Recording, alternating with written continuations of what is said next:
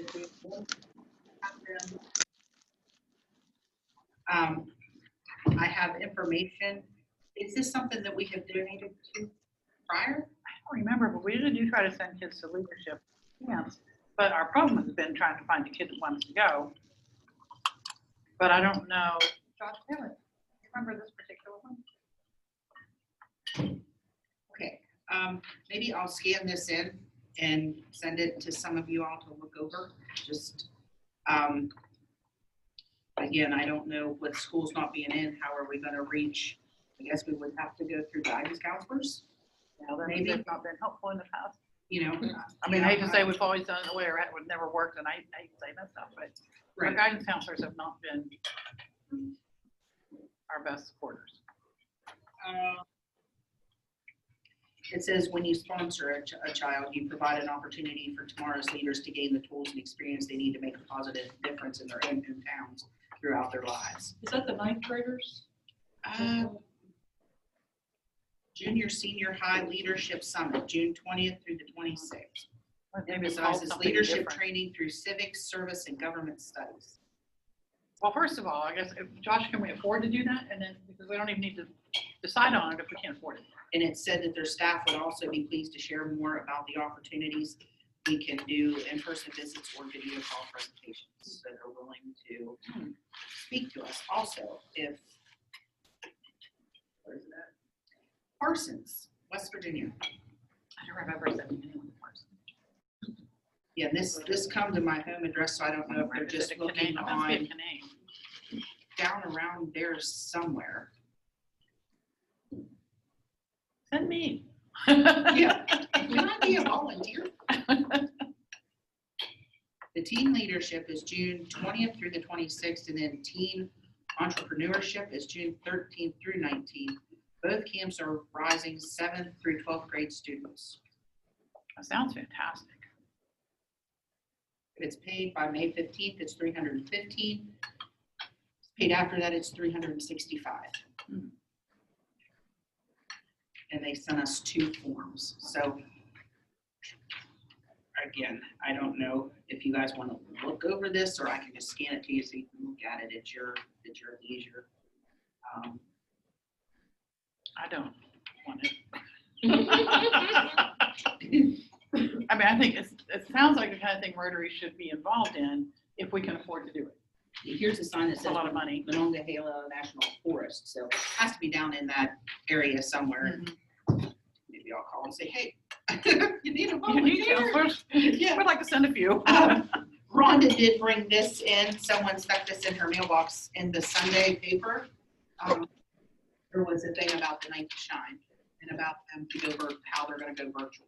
Oh, cool. So she brought that in for us. And then Bonnie I run into Bonnie at the door. She cannot be here. She had a minor surgery yesterday, but she'd already ordered her food. So she come to get her food and she was going back home. But the food truck is going to be at, she believes, the Busy Beaver parking lot tomorrow at 11 a.m. She just asked me to make that announcement. I'm not sure if they need help, but she just wanted me to make sure I let you know the food truck. I forwarded that. I'll sign and pay attention to it. It'd be nice if we need to find out, is FRN does it, right? I'll see if I can find out. We need to find out, because we all keep saying we want to do hands-on things. We need to find out if they need help when they do that, and if they do, they can let us know ahead of time. If I can remember until I get home, I'll do that. Email Stacy. Are you gonna do it? Yeah. All right. About food truck.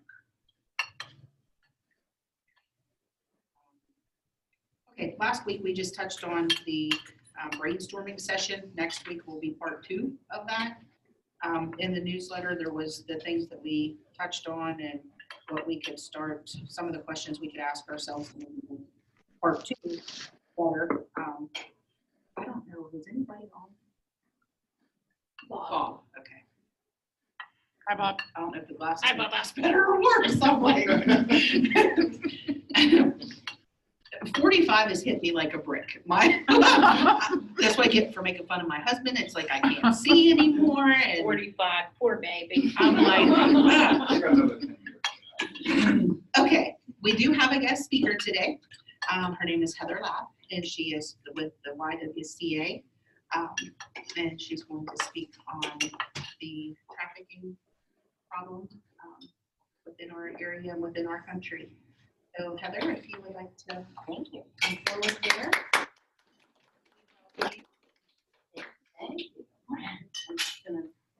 Thank you for coming in person. We appreciate it. And you can move any of this so you That's have okay. room to. Thank you. Thank you very much. I apologize. I was supposed to have a co-speaker today. My name is Heather Lapp. I'm with YWCA Wheeling. I'm actually the Chief Strategic Officer, so I kind of oversee all of the programming at the Y, but the human trafficking program is my baby. You guys actually had me here come 2 years ago this month. Yeah.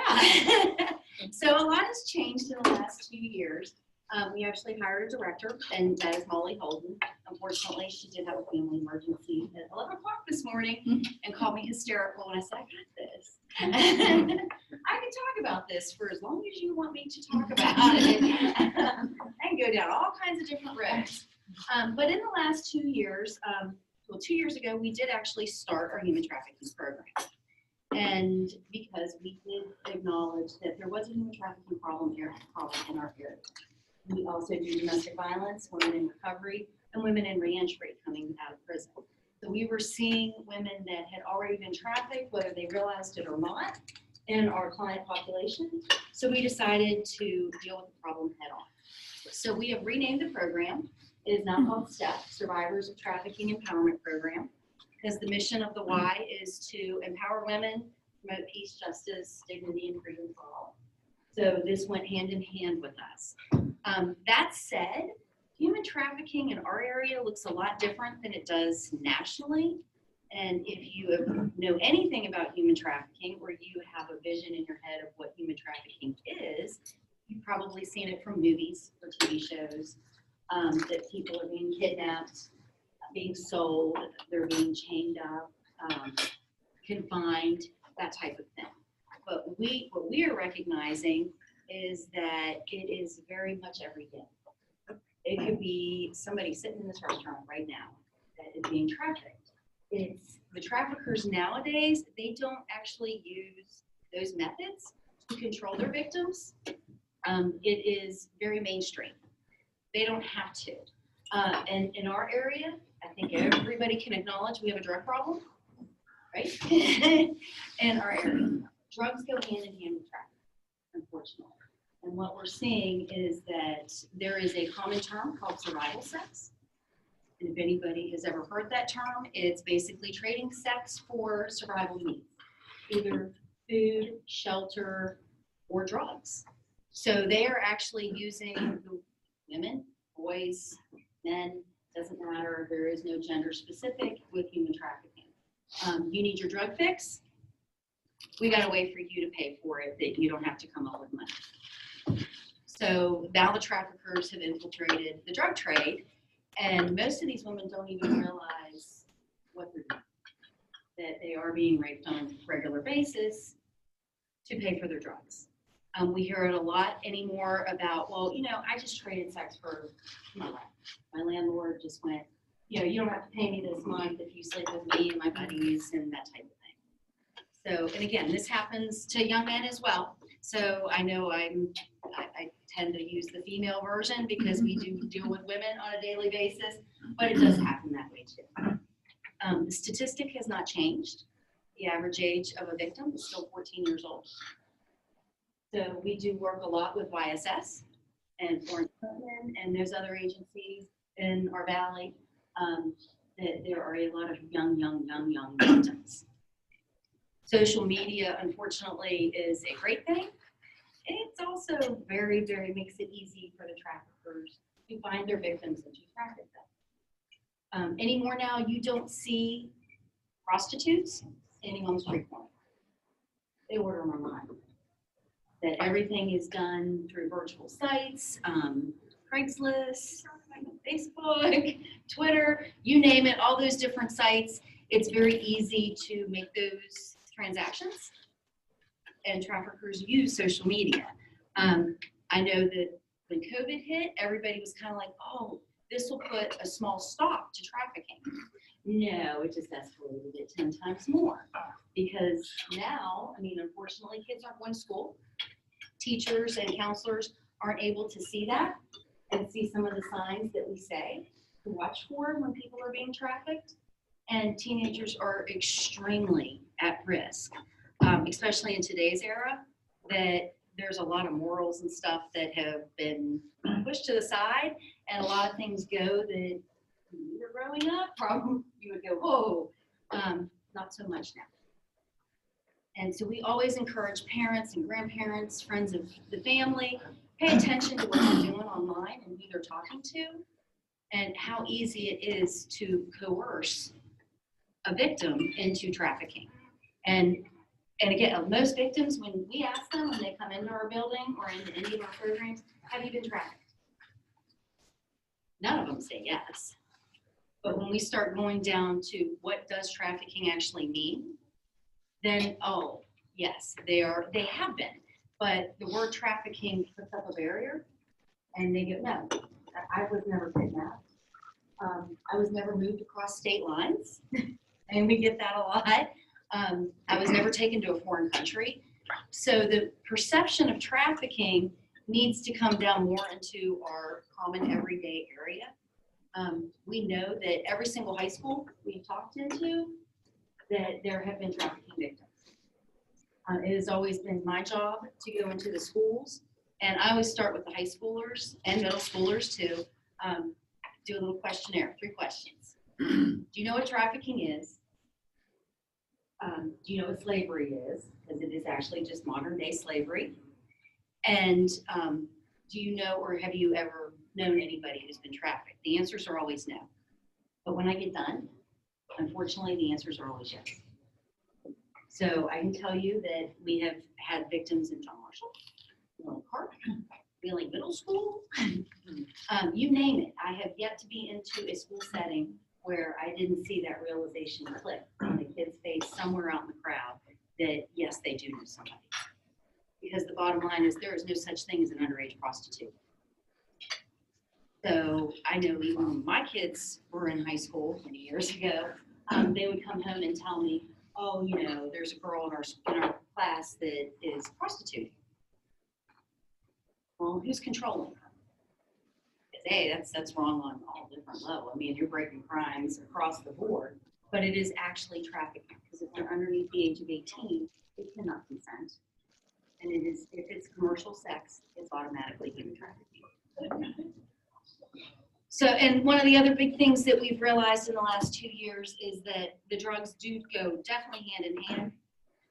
99% of the victims are addicted to drugs because they use it as a coping mechanism, or their traffickers use it as a control mechanism. So it's very easy to dull out the pain, dull out what they have to do, and they use drugs to do it. So we have a lot of work to do. We know that a lot of women that, again, coming out of prison, they don't recognize that word trafficking, but they do realize that they've been exploited somehow, somewhere down the line. Labor trafficking is another form of it as well. I mean, sexual trafficking in the United States is much more prominent than labor.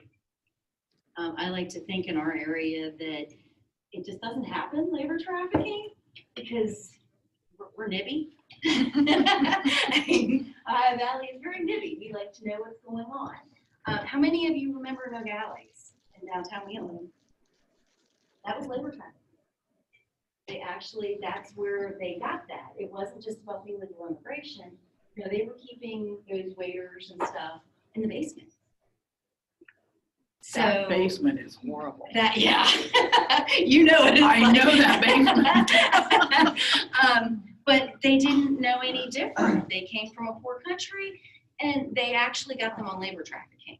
So it is done in our area. It's just sometimes we put the blinders up and we don't see that, but it's very rare. I will say the labor trafficking end of it is very rare. Sex trafficking is a whole different ballgame. There are 3 components to trafficking: force, fraud, and coercion. Force is pretty easy to see. We know that they're being held prisoner. Again, that's very uncommon now, but That's the one we all relate to, and we go, oh, that's not trafficking, that's just prostitution. The coercion is the big one. Because we can all be coerced, and especially the younger they are, it's very easy to coerce somebody into doing something, or if they have a mental illness. One of the worst ones, I do know that anybody with developmental delays, they're more at high risk. And that can make me really sick to my stomach very quickly. But especially if they're Down syndrome or autistic or anything like that, they're at high risk for being trafficked because they don't know how to relay that as to what's happening to them. So that population is extreme. Foster care is another one. Unfortunately, not all foster care parents are good. That is an extreme means. They use it, they get these young kids in, they fall through the system, and actually their foster care parents are their pimps. So we see a lot in our area. And again, in the last 2 years, we've had about, we've helped 18 women. And some of them have children. So that's been a refreshing thing. I can tell you, I have one success story that is very close to my heart. She came to us at the age of 24. She'd been trafficked since she was 14. So for 10 years, she lived in this life, living as the only way she could. She is now enrolled in college. She has a full-time job. She has stable housing. And we managed to work it's still a work in progress. Every day is a work in progress, dealing with that trauma and the things that she's been through. But it is working. Our program does work. We are getting them off the street. A lot of times it is very scary in what we do. We do work with the FBI and local law enforcement as well. But because some of these women, especially if they're coming out of different areas, their traffickers will put hits out on them. That they don't want people talking. This is their property. So we have to keep them safe and protected and give them the strength to testify when it comes time. So it is a very dark subject. I apologize, especially when everybody's eating. But it is an eye-opening experience that I didn't realize even when I started this journey several years ago. I knew it was dear to my heart. I just didn't know how close it would hit me. And especially with a lot of these women, they just don't even realize how they've been used. So it's here in the valley. We always ask everybody to pay attention. I know I can use a million different scenarios, especially when they're young. We always ask everybody to watch and this is a hard one because of children exchanging custody and different things like that. But they do it right out in the open. They will exchange clients right in the Kroger parking lot because it's busy. Nobody's paying any attention. How many times have you seen parents exchange kids? Right. How do you know their parents? That we know that goes on. We do know like the Highlands is a hotspot. Not that that's a bad, it's just because it's right off the interstate. And I don't want to say like Sheets is popular because people pull in, they pull out, nobody's paying any attention, and it's right off the interstate. But things like that, just be aware. Watch your surroundings. It's here.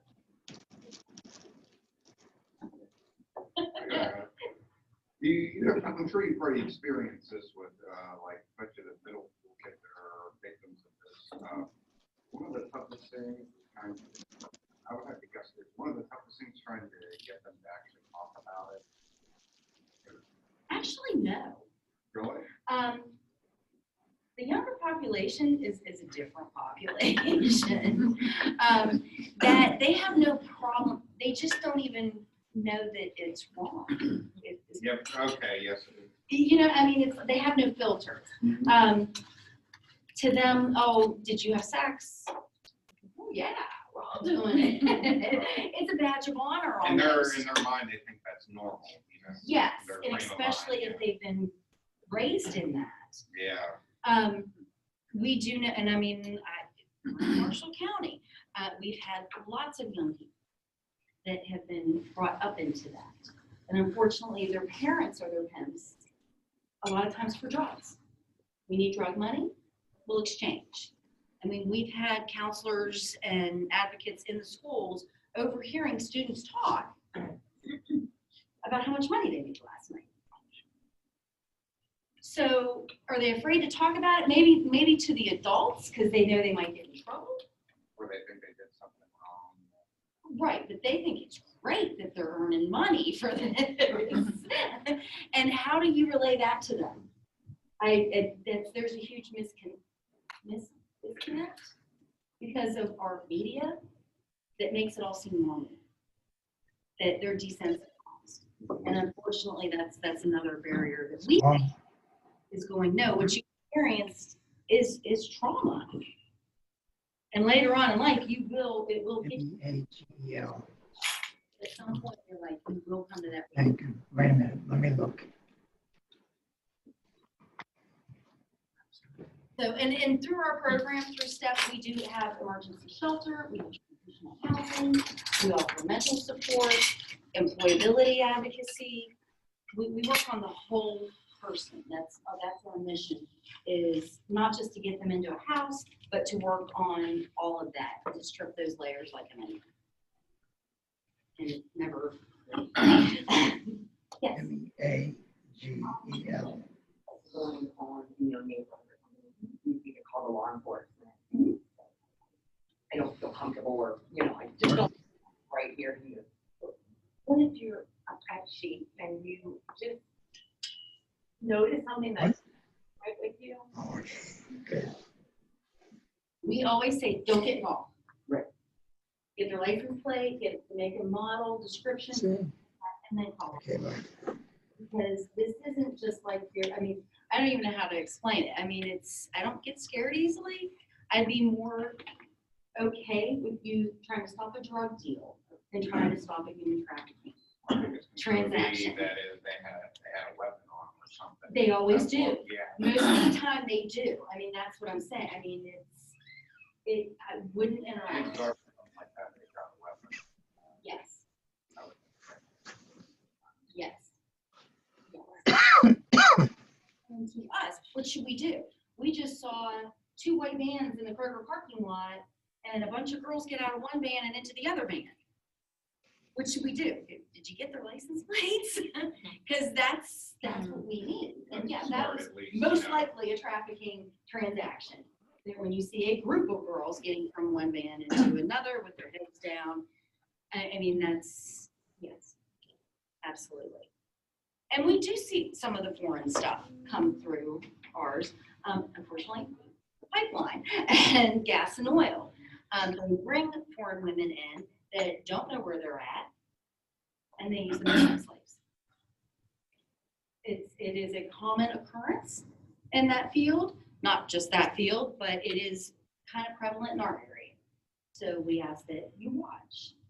That, I mean, you may see it in your Walmart or your Kroger or things like that, because they walk around. They don't keep them chained up. They're going to send them to the grocery store to get groceries. They're scared enough to go get the groceries and not say anything.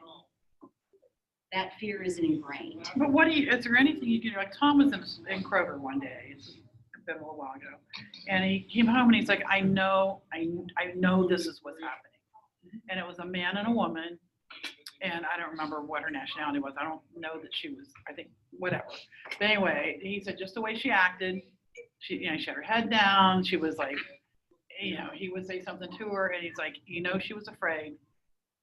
And just like, and he described then the whole checking out scenario. And he's like, I know this is what's going on. But he was in line and they went out the door. What do you do? Is there anything? Do in that situation. Right. You can see a license, but no one can. Right. And he's Right. really good There's not at, much you can do in that like he situation. would have, but it's like, Call the authorities. even though you don't have any actual information though? This is what I saw. Well, they could have a camera in the Yes. store. Exactly. They can at least do some of that True. stuff. Will they do Security it? footage, yeah. It depends on the day and the way the wind's blowing and how busy they are. I Right. mean, it Well, is, too, it could be too, depending on whether the officers recognize them or not. exactly. They do, then yes, I mean, Right. We have a hard time because I know I've dealt with law enforcement and not a lot of them, but some are just like, that's just prostitution. Well, you don't know that when you look into it. Right, it I mean, is they're just prostitution. assuming it, yeah. And it's very hard in what we do, because there is sex work. Are doing it willingly, no doubt. But percentages, they don't know what the percentage is, but the majority of them are not willing. They may think they're willing, but are they having their shelter, whatever they're having, their food, their children? I mean, we've had husbands pimp their wives out. Girlfriends, boyfriends, you name it. And I can't stress enough that boys are just as likely to be victims as girls. It was not that long ago that a 14-year-old in one of our local schools was playing a video game and was contacted. All he needed to do was make his way up to Pittsburgh, and they would give him a free Corvette to drive and set him up for life. Luckily, Mom overheard him because he was going to go. Because how many 14-year-old boys want a free Corvette and not have to work? And this was a boy. So boys are not exempt, and I can't stress that enough. And they are not probably going to talk. They're going to be the ones that, nope, nothing happened. So, but it does happen. It's happening here. So keep your eyes open, keep your ears open. I think the key is that it seems too good to be true, and if they're probably It is. It is. Yeah, but to that 14-year-old boy, he's not, the rationale isn't Yeah. there. Right, and He's it's He's just, seeing a free Corvette, And it's you the know. same I can way- teach a kid that, be like, look, if it's too good to be true, it's probably It is, not. our Colt would be there in a heartbeat. I Yeah. mean, that's. Yeah. I and mean, so girls are just naive. as gullible. I mean, that's, People know how to do the influence, do. you know. well, and they've been stalked. They don't realize it. This isn't, and I know that everybody gets worried about, oh, you know, somebody's following me in Walmart and, you know, am I going to be kidnapped for human trafficking? That's not how they roll. That is not how they do this. They are more apt to follow you on Facebook and find out what your weaknesses are. And young people are, they have diarrhea of the mouth half the time. Everything they do is online. It makes them very easy targets. They know who has low self-esteem. They know who's in foster care. They know who's being abused at home. They know who's being neglected. They prey on that. It's not unbeknownst for someone who is in foster care to meet an older person who is living in foster care and can relate to them. But it's all a big fake thing because they've already done the research. They don't like to snatch and grab. It happens, but very, very, very rarely. Usually it's a buildup because they want that victim to get rid of their entire old life. That nobody understands you like I do. You don't need your parents. Your friends are trying to control you. Get rid of them. I am your world. And for a young teenage girl or boy, that's very easy to play into that because they want to be understood. They want to be loved. They want to be accepted. So they use that. And their traffickers may treat them good. You know, they want them healthy. A lot of them send them to school. We want you to do good in school so nobody's paying attention. Don't be failing. Don't raise any red flags. Those type of things. Yeah, Yes. people for a certain period of time, I mean, like, they need to go to 25 or 30 or some of them stay for. The sad statistics are that unless they truly escape and come into a program like ours, they don't get out. The average lifespan is 7 years. That when they're in that life, that's the lifespan. And what unfortunately what happens a lot of times is that they may age out, but then they will become the recruiter. That is their only way to get out of the life, as they call it, is to now become a recruiter. So they're still under the control of the trafficker, but then they're easy. They know how to play the part because it's been done to them. And a lot of times that's their only way out. You want out, you get me 3 more girls or 3 more boys. Yes. You mentioned about sheets up at the Highlands. I had heard about that a couple times. If it's that, you all know that that's a bad place. why would they not place it under factor that FBI, why would they not bargain? They do to a point, but they switch it up all the time. And we just say that because it's right off the interstate. We know it's happened there. We've heard those Afraid that stories. people work undercover too, I would imagine. Right, yeah. Because it's not, you're not gonna hear it if they do the sting, because, and a lot of that is, you know, I mean, Ohio is huge for human trafficking. They have a big problem, and they are on top of it, but we are right in the middle. I mean, Pennsylvania and Ohio are in the top 10, so we are surrounded by it. So that's the hard part, because it's all that interstate. You know, they just stop there, pick up, get right back on the interstate, and then the next state over. So it's been an ongoing issue with drugs too. I mean, they know that they police certain areas. But human trafficking is still, it is a hot topic, but it is very hard to prosecute because the victims have to be willing to put it out there. So they have a hard time with that. West Virginia just recently changed their law 3 years ago. Or no, I'm sorry, about 6 years ago now. But basically they said you have to be caught with 2 victims at the same time. What are the chances of that? So they were getting away with it.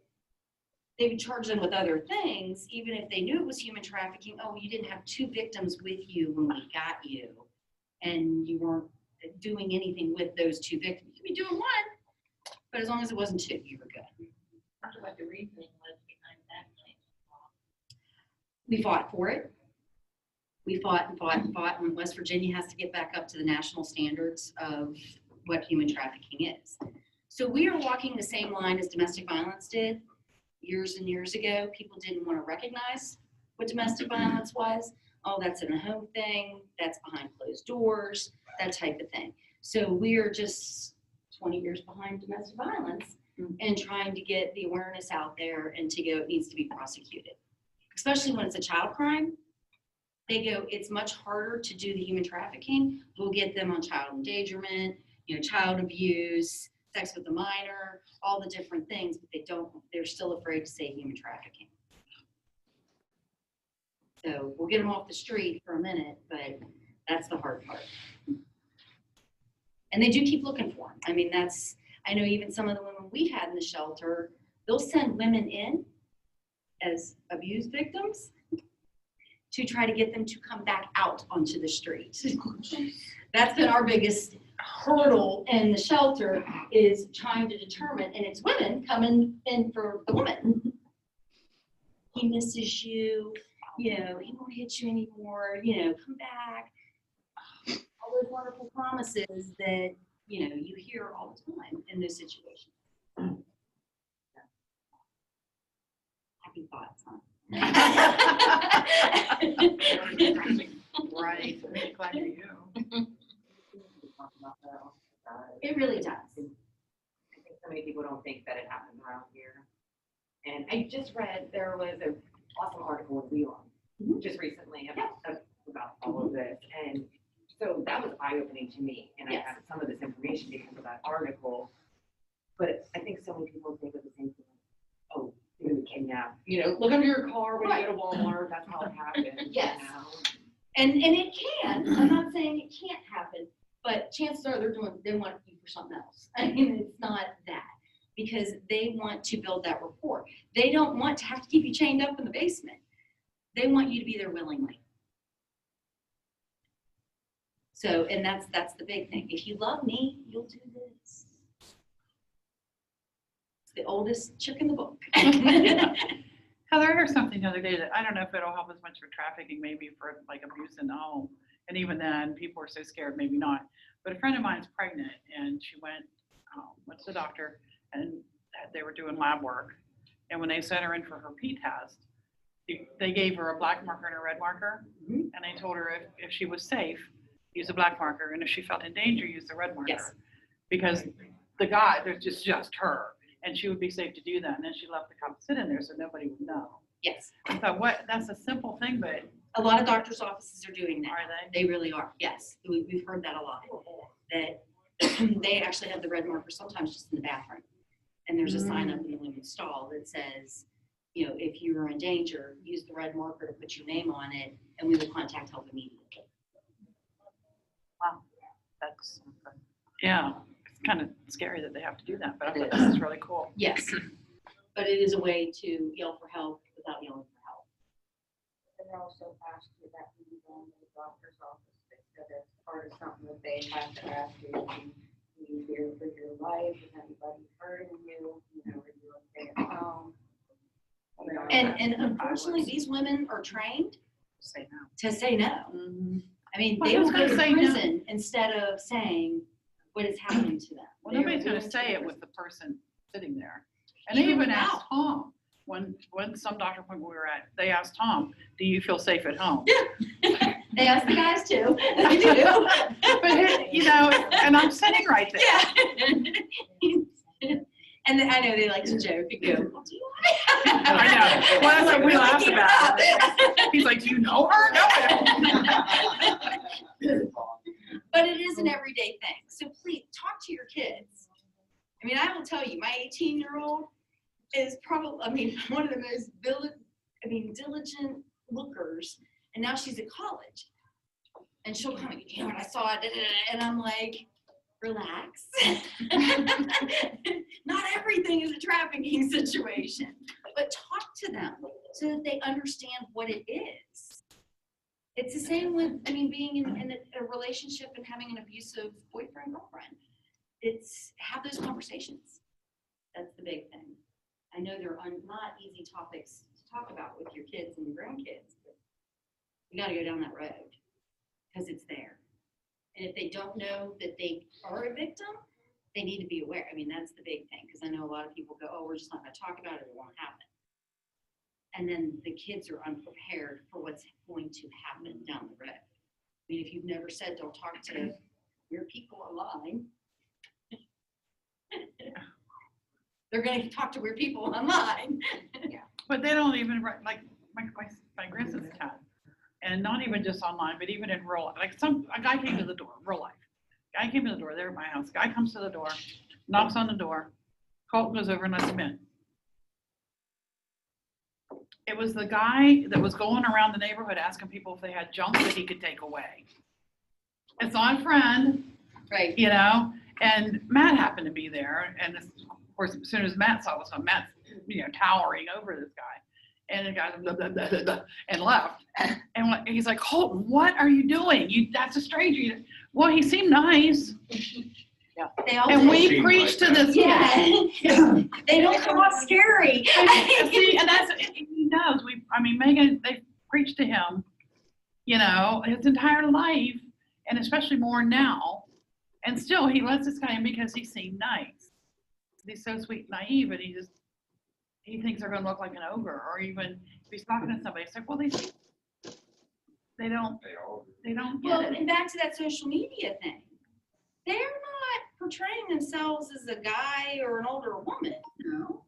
They do the fake persona of a teenager or a child or whatever. That is very easy to do. Because I don't know what you call it. I got my son when he was 17. I showed him how easy it was. I made a fake profile and he liked me. And I'm like, hey, dude, just so you know, I'm watching now. He was like, how did you do that? And I went, if I can do it, fine. Technology's stupid. The people that know what they're doing can really go to town. And all I did was I went on his whatever Instagram at that point, and I went, oh, what is he? Oh, let me pull that picture off. No, I'll make my profile to like the things. And I did it in 30 minutes. I mean, these people are doing it to make a living. It's the #2 crime in the world. Wow. It's right behind drugs. It has now surpassed guns. It's right there, right with drugs, because the two go hand in hand. We know that places down in southern West Virginia where they really have big problems. I know we do, but they have real bad down south. They'll have a street with every house is a drug house. There's a different victim in every house. What do you want with your drugs? You want the 5-year-old, you want the 10-year-old, you want the 15-year-old, you want the boy, yeah. They have a little bit extra. You buy our drugs, you get a little bit extra. And it's like, whoa. I know a lady that's between, I'm 45, my sister's 41. She's between us, so she's roughly 43 years old. She will not go to the Highlands by herself. It just freaks her out. My sister works with her and she's like, you go to the Highlands by yourself? Mother's like, yeah, you know, I kind of have to. My husband works shift work. The kids are teenagers now. They don't want to go with mom, you know, and stuff. But I do catch myself because I don't really worry about going too many places by myself. There's been a few times, you know, you kind of think, this feels a little odd. You know, you keep seeing the same person, but I don't think about, but I do find myself being more aware. Absolutely. I mean, I do catch, and I'm a person that I talk to the weird person in the grocery line and know their history. I mean, that's just the kind of personality that Right. my husband said, you can talk to a dead person and they're going to talk back because, I mean, I just, But too many I do people do that. this. They put Yeah. blinders on and go, no, I'm not gonna talk, I'm not gonna talk, and they're not seeing their surroundings. yeah, I We mean, always I'm say- very aware anymore. I catch myself being more aware of like looking at what vehicles are parked, like where I'm parking. And I don't know if it's just because I'm out more and I hear more stuff, Yeah. you know, but my niece even said, she says, no, she says, I won't go like to the mall by myself. I always at least take one friend. Most of the time, there's a whole slew of them, you Right. know. But But- keep your phone handy. Yeah. Take pictures. If there's somebody following you around in the store, take a picture of them and take it up to the front. Because I never even thought about it. I guess that a lot of places like Walmart and stuff, they have people following you. The store has people following people Mhm. for theft reasons and Yeah. shoplifting. Oh. And I'm like, never. Oh, wow. Okay. So you might see a creepy person following people around the store. That's what their job is. Shoplifting, they would watch you right there. I mean, But them again, following you around for like an hour. right. And I'm like, That's take a different, picture. you know? Shoot the picture of them. Take it up front. I mean, I've had a lot of people tell me, yeah, take a picture of them and go, gotcha. And go up front. Then they disappear. It is crazy, the world that Any we more live in questions? now. Too bad the penitentiary, the old penitentiary is closed, all this pervs would have a date with old Sparky. Right. My niece and her boyfriend were at Cabela's about this time last year, and there was a man approached them. He had a small kid with him. And Dorby had said they kind of noticed he kind of was a lot of the places that they were. Darby, she's 18, she looks 12. David is 16 and he looks young. So said they're walking around. Finally, he approaches them and wants to know, said, I'm traveling with my daughter. My wife is in the hospital. Will you give me some money? I need to get her food, and I need to get my kid to small. And Darby said, I'm standing there and I'm thinking, she said, I've got all this stuff going through my head thinking, okay, I'm looking at him. And he went as far as to say, he was a vet and that he had been wounded in service and stuff, and Darby said, I'm like, David's kind of being the one that was communicating with him. And she said, I'm like looking him up and down. I'm thinking, okay, he's got all these legs, he's got these arms. She said, I'm like assessing this whole situation in a matter of just, because she said it just didn't feel right. And finally he said, I'm sorry, buddy, for your problems, but said, I'm a kid, I don't have money. And they walked away and said they've seen him a couple other places, and then said they did see him in the parking lot when they were leaving. But so it was some kind of scam thing, whether it was just to get money or whatever. But it tickled me with her because she said, I'm like scanning this person from head to toe. Like, okay, You see a lot of that like on National Road there. When you enter National Road, you see people out there trying to get money. But what's sad is you just don't know if are they really financially hurt, or are they just trying to get drug money, or 90% of the time it's drugs. I was Which is one. sad if a guy Yeah. really needs it. I Yeah, will told my say- dad, like that, I'm telling you, don't give them anything. All they want is drug money. I will say I fell for that going to Jamboree in the Hills one day. Me and my friend were going, and this gentleman was standing at the red light. He's standing there and he's got a little suitcase thing open and he had a Bible and different books and stuff, and he's standing on crutches. One leg you could tell was off at the knee. The pants were hooked up. He had taken his arm and done this. So you could see the shoulder, the elbow. It's summer. He's got on a t-shirt. You can see that. So I'm sitting there. Darlene's, we're at the stoplight. She's like, don't do it.